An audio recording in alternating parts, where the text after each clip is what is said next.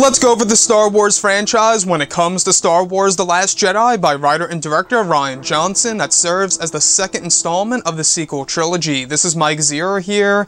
If you guys are new to the channel, do make sure to subscribe to see future Star Wars content. Now, in case you guys didn't catch my last video, in which this one is serving as part 2 of my Flaws of The Last Jedi video, if you guys would like to go ahead and check out part 1, it will be linked below in the description and in the comments section, where I go over the things that I dislike about the film and the short little things that I actually enjoyed about the film. But looking at Star Wars Episode 8, The Last Jedi by writer and director Rian Johnson, ever since its release back in December of 2017, there's been a lot of criticism, right? A lot of backlash going against it. It even actually had a huge domino effect on the Solo: A Star Wars Story's box office results. I mean, there were a lot of connections to how everything worked out with the future Star Wars films because of The Last Jedi. I mean, heck, apparently, you know, all of the different standalone films were canceled because of how Solo: A Star Wars Story actually did with the box office. But moving past all of this, I wanted to go over my view on the flaws of The Last Jedi. You guys can either agree or disagree with this. That is perfectly fine and okay and all. Just point out what you agree or disagree with. But looking at everything here, the first thing that I do want to go over is the comedy. Now, the comedy for me is the big thing in The Last Jedi that I really do think that went overboard. Now, yes, the Star Wars franchise always has comedy involved, but in the original trilogy, it just seems true to the story, and it's not overused or overdone or kind of pushing it or trying too hard. It's just perfect in the original trilogy. Now, we saw flaws like this in the prequel trilogy here and there, but even moments in the prequels were actually better than what we got in The Last Jedi. Now, a couple of examples, for me at least. The comedy in The Last Jedi was the mother joke between Poe and Hux. And looking at General Hux, he was just too much of a comedic character in this film in comparison to how he was in The Force Awakens. It almost felt like a completely different character. I felt like saying to myself, is this even Hux? But looking at that mother joke, though, it reminded me of a cartoon where Hux was like the little evil guy saying, "This is my master plan. You cannot stop me." That seemed like, you know, how everything was going on board of, you know, the Finalizer or whatever ship that they were on when they were communicating with Hux. So that moment felt like a cartoon to me, where you have the evil guy and the good guy teasing the evil guy. That just felt like something that Rian Johnson put in there, and that's something that I heavily disagreed with. Another part of the comedy that I disliked in this film was, of course, Luke slapping Rey's hand with his, you know, staff, or his cane, I should say. And this was all taking place during the training scene, and he was tickling her, saying, "That's the Force."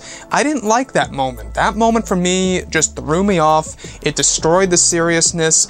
I mean, heck, if you look at The Empire Strikes Back, the training between both Luke and Yoda, alright, it really does have this big sense of seriousness to it between both those two characters. There's no comedy kind of interrupting Luke Skywalker doing that handstand with the rocks floating around him. The only thing that interrupts it is, well, Luke Skywalker falls and Yoda screams and they both fall. That was the only thing that interrupted that scene, and even that wasn't comedy. In The Last Jedi, there was a comedic scene that interrupted the training between both Rey and Luke Skywalker. So that's another thing that I, in fact, disagreed with, was, of course, there's a lot of serious moments in this film that are interrupted by comedy. The other thing is Kylo Ren without his shirt in front of Rey. This doesn't really fall in line with the comedy, more of an awkward moment, at least for me it was. The thing that really threw me off is that Kylo Ren's just standing there. I mean, aimlessly. He's just standing there like a statue. He turns around, no emotion on his face. He just turns around, he's staring. He looks like a statue in front of Rey without a shirt on. The pants look weird, they're way too high. That is one thing that on my first showing, everybody was laughing, and on my second showing, everybody was silent. I'm not even kidding. What they could have done is they could have had Kylo Ren doing something more. If you look at Revenge of the Sith, you know, Anakin Skywalker, he doesn't have a shirt on, but mind you, he's rolling out of bed. He's sitting on his bed, hands on his head, looking down after waking up from a nightmare of his wife quite possibly dying from childbirth. He's not just aimlessly standing there, so they could have done something like that with Kylo. But looking past this, BB-8 on the AT-AT, honestly, I thought that was so cheesy. I could almost hear the Jurassic Park theme going along with this. It really looked like BB-8 was on top of a dinosaur. So I don't know why Rian Johnson inserted a scene like that, where BB-8 is essentially using, you know, the tools that he has, or she has, whatever that droid is, whatever, you know, whatever it is, but it connects to the AT-AT and controls it, and that AT-AT is running like a dinosaur. I mean, literally, the way it runs, it's like a dinosaur. If you put the Jurassic Park theme to it right now, and if you guys want to do that for, you know, little laughs there, you could most definitely just imagine it right now. The Leia scene in space made no sense to me.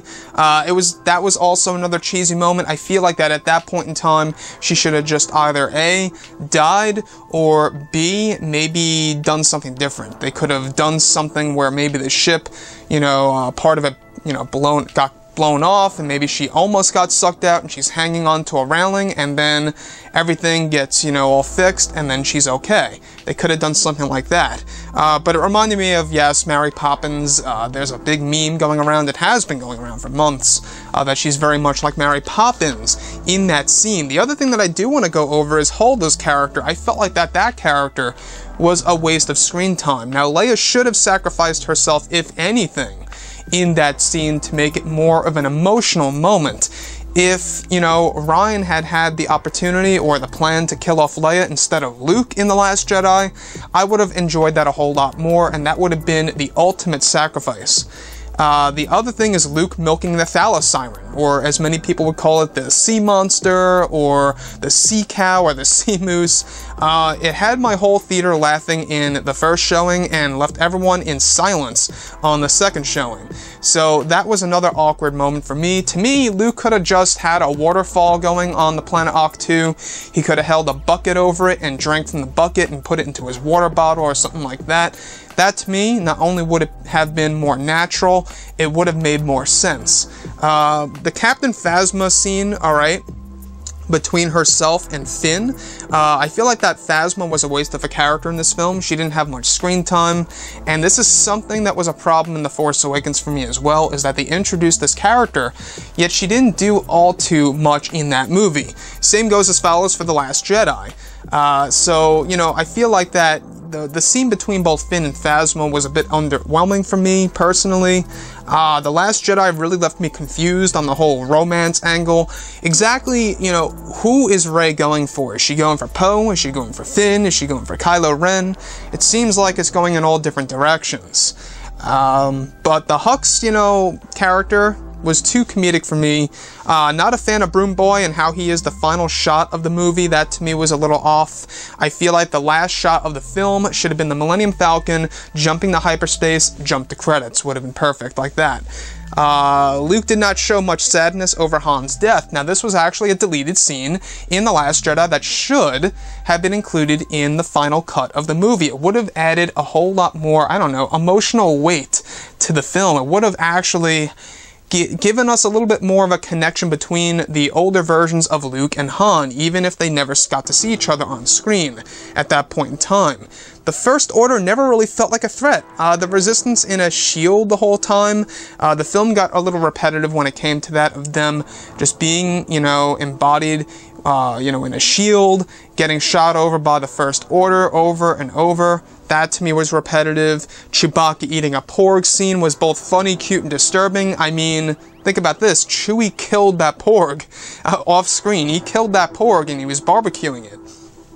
And finally, Luke not agreeing with the ways of the Jedi, hence kind of ignoring everything from the prequel trilogy and all the Jedi lore, etc. Now, there were things that I did enjoy in this film. Now, that's how I am with The Last Jedi. There's a lot of things that I do not like about this movie, but there are short little bursts that I do like, short little scenes or clips that I really do enjoy. And these are just some examples, like Kylo Ren attacking the Resistance ships with his TIE silencer, Luke walking out of that rebellion base on Crait, along with the music musical score called The Spark. I believe it was by John Williams. Great moment, very inspirational. Luke and Leia's reunion, that was also very emotional, and a callback to the Endor scene between both Luke and Leia when Luke says, you know, in time you will have the power as I do, or something around those lines, right?